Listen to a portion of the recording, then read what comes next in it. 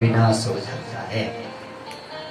जिसके जीवन में संशय होता है पक्का है कि उसका विनाश होना ही है, पक्का, उसको कोई नहीं बचा सकता। चाहे ज्ञानी हो, चाहे ध्यानी हो, चाहे महात्मा हो, चाहे संत हो, चाहे फकीर हो, चाहे भिखारी हो, चाहे स्त्री हो, चाहे पुरुष हो, चाहे पत्नी हो, चाहे भाई हो, चाहे बहन हो, पर अगर जीवन में चाहे गुरु और शिष्य ही क्यों नहीं है, अगर जीवन में संशय आ गया तो खत्म सब चीज, ऐसे समझिए।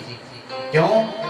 स्वयं भगवान कृष्ण अर्जुन से कहते हैं कि संशय आत्मा विनश्यति। जिसके जीवन में संशय आ गया उसके जीवन का विनाश होना ही होगा, कोई नहीं बचा सकता उसे। इसलिए अगर पति और पत्नी हैं, उनके बीच में भी अगर संशय आ गया किसी बात का, हाँ संशय, भैया बोले दूध के अंदर थोड़ी सी खटाई डाल दो, हाँ दूध को फाड़ने के लिए क्या करते हैं, तक थोड़ा सा खटाई डाल दो, अपने आप ही फट जाएगा दूध। पति और पत्नी के जीवन में अगर कोई संशय आ गया तो ग्रस्त बिगड़ जाता है। लाख कोशिश कर दो कोई समझ, क्योंकि वो ऐसी चीज है जो आपके यहाँ से घुस करके सीधा यहाँ जाकर के बैठ जाती है और धीरे धीरे आपको खाती जाएगी। आप अपने पति के अंदर संशय करती चली जाएंगी और पति को अगर पत्नी के अंदर संशय उत्पन्न हो गया तो धीरे धीरे संशय बढ़ता चला जाएगा और एक दिन हो सकता है कि दोनों के दोनों अलग हो जाए, टूट जाए, बिखर जाए, कोई नहीं बचा सकता। इतना ही नहीं, पिता और पुत्र के बीच में, उनके जीवन में अगर संशय आ गया तो बेटा और बाप भी अलग हो सकते हैं। भाई भाई के बीच में संशय आ जाता है तो भाई विलग हो जाते हैं। गुरु और शिष्य के बीच में अगर संशय आ जाए उनको भी कोई नहीं बचा सकता। और सामान्य जीवन में बंधु अगर संशय आ गया तो कोई नहीं बचा सकता। कौन बचा सकता है? केवल और केवल माँ भगवती की कथा बचा सकती है। केवल और केवल माँ की शरणागति आप कर लेंगे तो आपके जीवन के सारे संशय दूर हो जाएंगे। इसलिए जो देवी भागवत की कथा को सुनते हैं, सौनकादि ऋषि कहते हैं गुरुदेव ऐसी कथा सुनाइए जिससे जीवन के संशय दूर हो जाएं। बस सूत जी कहते हैं हे ऋषियों वही कथा मैं तुम्हें सुना रहा हूं। सूत जी बोले साधु पृष्ठम महाभाग लोकानामित काम्यया।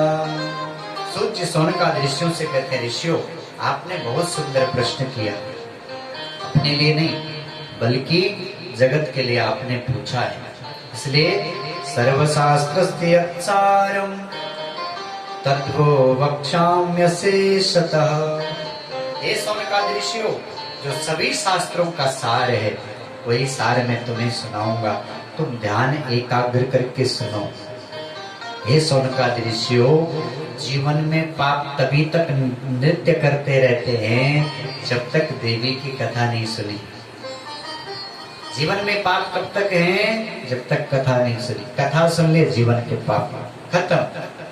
तावत गर्जन्ति तीर्थानि पुराणानि व्रतानि च।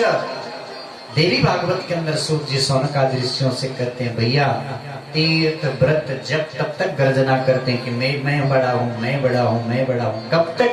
बोले यावन्न श्रूयते सम्यक देवी भागवतम नरे।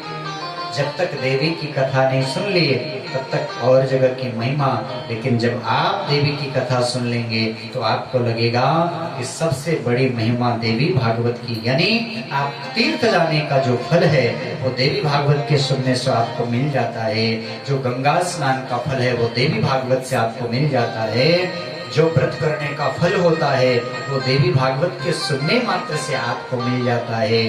और जीवन के तावत पापा टवीम नृणाम कलेशा दब्र कंटका। जीवन में कलेश रूपी कंटक तभी तक है, कब तक? जब तक आपने देवी की कथा नहीं सुन ली। जिस दिन आपने देवी की कथा सुन ली, क्यों? देवी की कथा क्या है? सूत जी ने कहा देवी की कथा कुल्हाड़ा है, कुल्हाड़ा। हाँ क्या है? कुल्हाड़ा। यावन्न परशु प्राप्तो देवी भागवता विधा, यानी देवी की जो कथा है वो फरसे का काम करती, कुल्हाड़े का काम कर सकती है। और कुल्हाड़े के सामने कोई कंटक टिक सकता है क्या? भाई कोई कांटा कुल्हाड़े के सामने टिक सकता है? नहीं टिक सकता है। बस देवी की कथा एक बार आपने सुन ली, जीवन के जितने कंटक हैं, जितने दुख हैं, जितने कष्ट हैं, वो श्रवण मात्र से दूर हो जाते हैं। सूत जी सौनकादि ऋषियों से कहते हैं, ऋषियों ने कहा गुरुदेव आप कहते हैं देवी भागवत की कथा, ही कौन सी कथा है गुरुदेव? आज तक तो हमने कभी सुनी नहीं, ये कथा कहां से आई गुरुदेव? और इस कथा को गुरुदेव किसने किसको सुनाया? कीदृशम तत्पुराणम ही विधिस्तत्रणवे काच्चकः। हे गुरुदेव इस कथा को कैसे सुना जाए, इस कथा को कब सुना जाए, इसकी विधि क्या है, और इस कथा को किसने सुना, इस कथा को सुन करके कौन धन्य बना, इसका जीवन सफल बना? हम क्यों इस कथा को सुने गुरुदेव? इसको सुनने से हमें क्या मिलेगा, आप ये बताइए। तब सूत जी कहते हैं, सौनकादि ऋषि ध्यान से सुनो।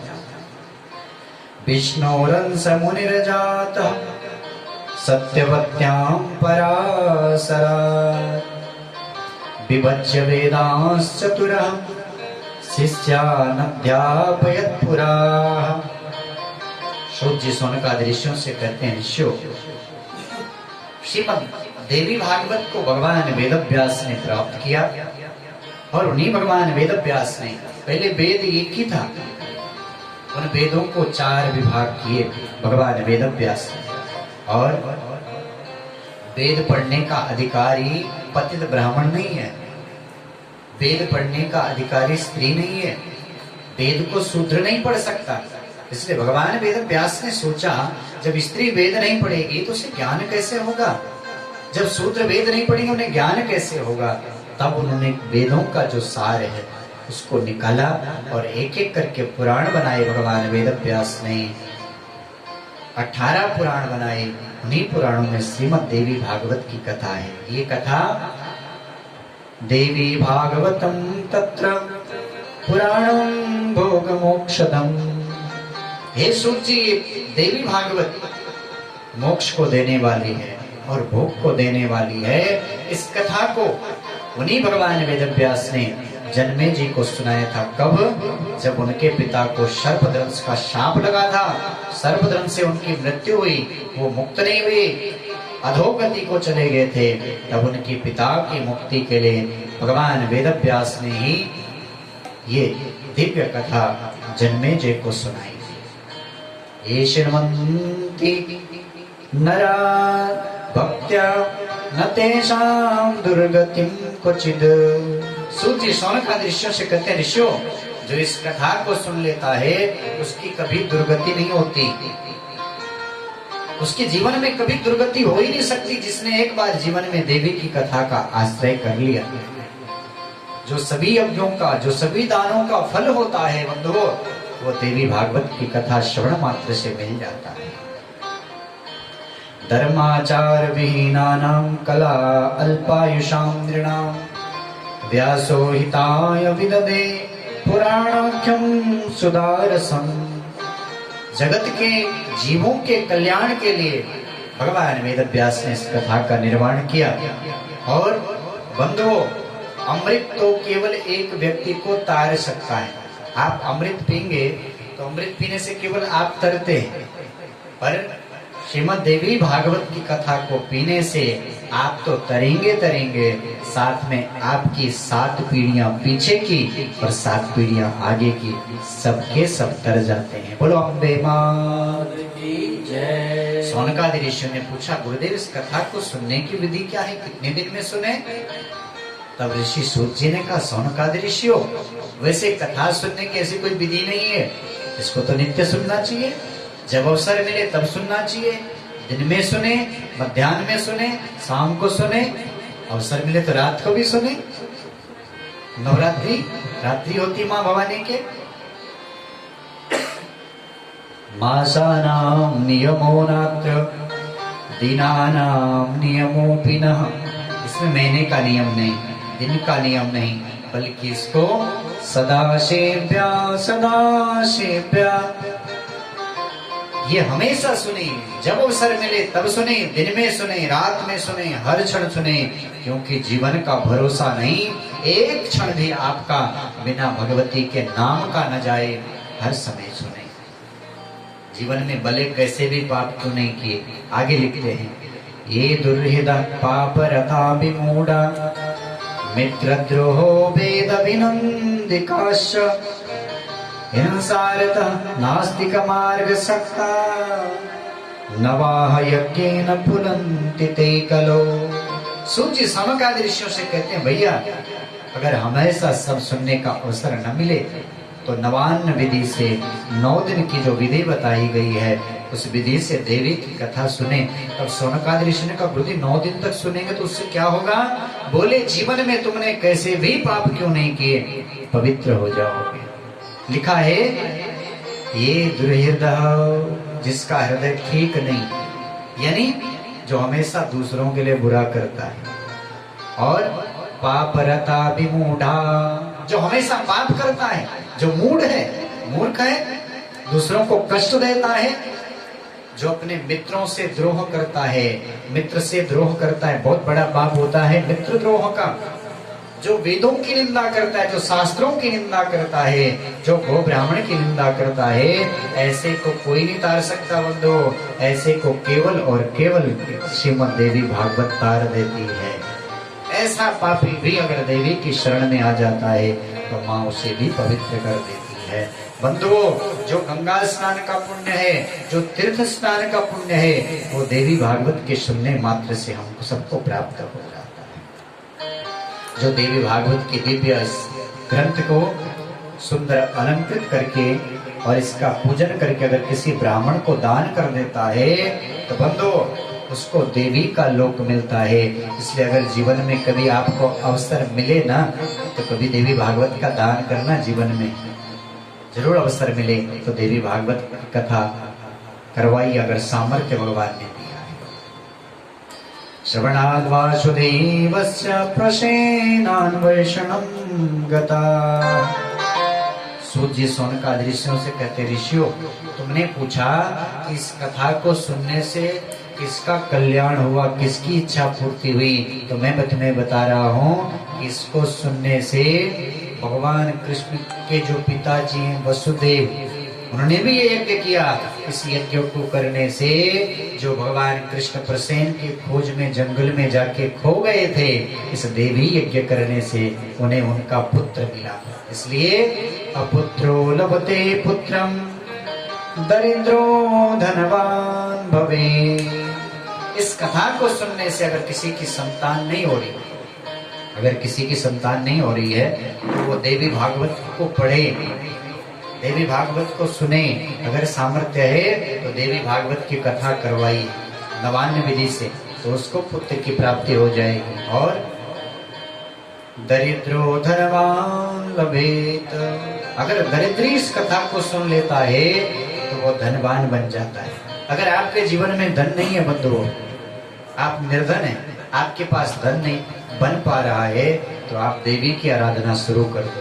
नवरात्रि में व्रत करो 9 दिन तक देवी की, और नवरात्रि विधि से जो नवान्न पारायण की विधि है उस विधि से देवी का पाठ करिए और देवी की कथा श्रवण करिए, मंत्र जाप करिए भगवती के नाम का, तो आपकी भी मनोकामना पूरी होगी। अगर कोई रोगी 9 दिन तक इस कथा को सुन लेता है, रोग दूर करने के लिए ऐसी माँ से प्रार्थना करके, तो बंधुओं उसके जीवन के रोग भी दूर हो जाते हैं। और श्रुत्वा भागवतामृतम, ये अमृत ऐसा है जो स्वयं को तो पवित्र करता है, साथ में परिवार को भी पवित्र करता है। अपुत्रो पुत्रवान, जिसको संतति नहीं हो रही है उसको पुत्र की प्राप्ति। कई हमने देखी स्त्रियां जिनके बच्चे तो होते हैं लेकिन पैदा होते ही मर जाते हैं, काकवत्सा बंध्या, उनको भी संतति की प्राप्ति होती है अगर वो भी देवी भागवत की कथा एकाग्र होकर सुन ले। या 9 दिन तक नित्य नवरात्रि के अवसर पे 9 दिन तक एकाग्र होकर के शुद्ध मन से झूठ न बोले, असत्य भाषण न करे और गलत चीजों का सेवन न करे, एकाग्र होकर के मंत्र जाप करते हुए 9 दिन तक अगर उपासना करे तो काकबंध्या भी पुत्र वाली हो जाती है, मृत बच्चा जिसके बालक मर जाते हैं, जन्म लेते नहीं बचते कई लोगों को, अगर वो भी भगवती की आराधना प्रारंभ कर देते हैं तो माँ की कृपा से उन्हें बच्चे कुशल होने लगते हैं आगे। ऐसे कई उदाहरण दिए गए देवी भागवत के अंदर। और आगे लिखा, पूजितम यद्गृहे नित्यम श्रीमद्भागवत पुस्तकम तद्गृहं तीर्थरूपं हि वसतां पापनाशनम। ये श्लोक उनके लिए है जिनके घर के अंदर ये कथा हो रही है। क्या लिखा है?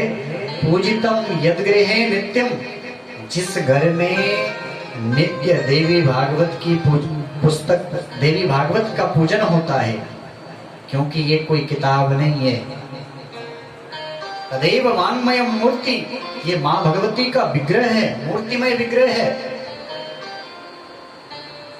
जिस घर में देवी भागवत का पूजन होता है वो घर घर नहीं रहता। फिर वो घर क्या होता है? तद्गृहं तीर्थ रूपम ही, वो घर तो तीर्थ बन जाता है। जिस घर में देवी भागवत की पुस्तक, देवी भागवत होती है, जिस घर में देवी भागवत का पूजन होता है वो घर तीर्थ रूप बन जाता है। वहां तो माँ सदा के लिए विराजमान हो जाती है। इसलिए आज से हमारा ये घर भी तीर्थ बन गया है। बोलो अम्बे माँ। बहुत बड़ी कृपा होती है जिसके ऊपर माँ की, उसी के घर में देवी भागवत चल के जाती है। ये माँ की बहुत बड़ी कृपा है इस परिवार के ऊपर, जो इनके आंगन में, इनके घर में देवी भागवत की कथा आई है। किसी किस्मत वाले के लिए यहाँ ही कथा जाती है, नहीं तो लोग जीवन भर संकल्प विकल्प करते रहते, कथा कराएंगे कराएंगे कराएंगे, लेकिन हो नहीं पाता। लोग ऐसे मर जाते हैं। जिसके ऊपर माँ कृपा करती है उसी के घर में देवी की कथा होती है। बोलो अम्बे माँ। आइए 2 मिनट के लिए माँ के नाम का आश्रय करेंगे, फिर आगे की कथा, क्योंकि भजन हम कम लेंगे, हमारे पास समय कम है, 6 बजे तक का ही समय है, और उसके बाद फिर कथा विश्राम हो जाएगी। बोलो अम्बे माँ की। चलो चलिए माँ के द्वार बुलावा आया है, चलो चलिए माँ के द्वार बुलावा आया है, चलो चलिए माँ के द्वार बुलावा आया है, चलो चलिए माँ के द्वार बुलावा आया है, चलो चलिए माँ के द्वार बुलावा आया है, बुलावा आया है, बुलावा आया है, संदेशा आया है, संदेशा आया है, आया चिट्ठी सबके नाम बुलावा आया है, आई चिट्ठी सबके नाम संदेशा आया है, चलो चलिए माँ के द्वार बुलावा आया है, चलो चलिए माँ के द्वार बुलावा आया है, चलो चलिए माँ के द्वार बुलावा आया है, चलो चलिए माँ के द्वार बुलावा आया है।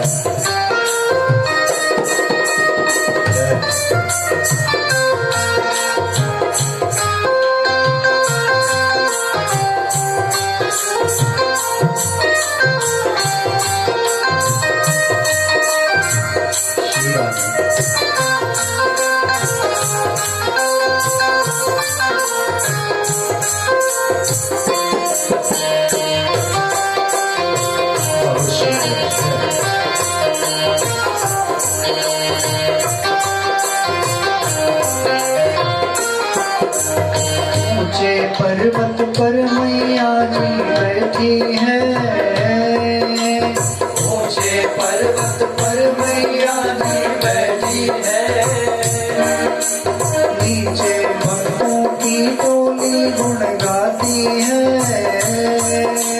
नीचे भक्तों की टोली गुण गाती है, चल बोल के माँ का नाम बुलावा आया है, बोल के माँ का नाम बुलावा आया है, बुलावा आया है, बुलावा आया है,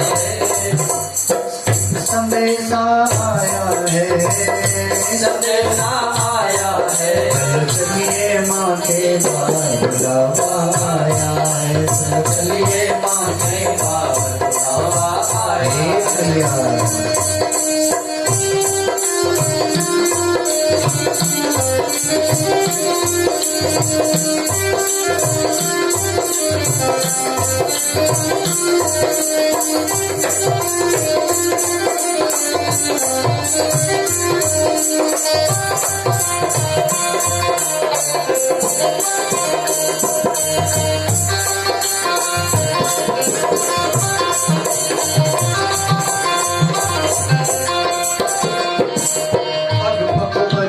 सबको सहारा देती है, पग पर माँ सबको सहारा देती है, पग पर माँ सबको सहारा देती है, पग पर माँ सबको सहारा देती है।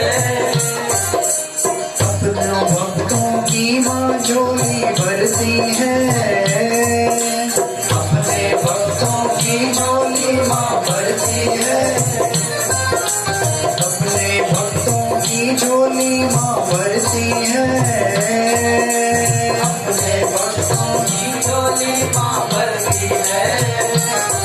चलो छोड़ जगत के काम या न बुलाया है, चलो छोड़ जगत के काम या न बुलाया है, बुलावा आया है, बुलावा आया है, संदेशा आया है, संदेशा आया है, आया खुशियों का पैगाम आया बुलाया है, आया खुशियों का पैगाम आया है।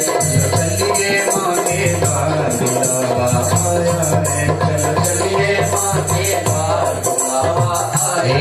मैया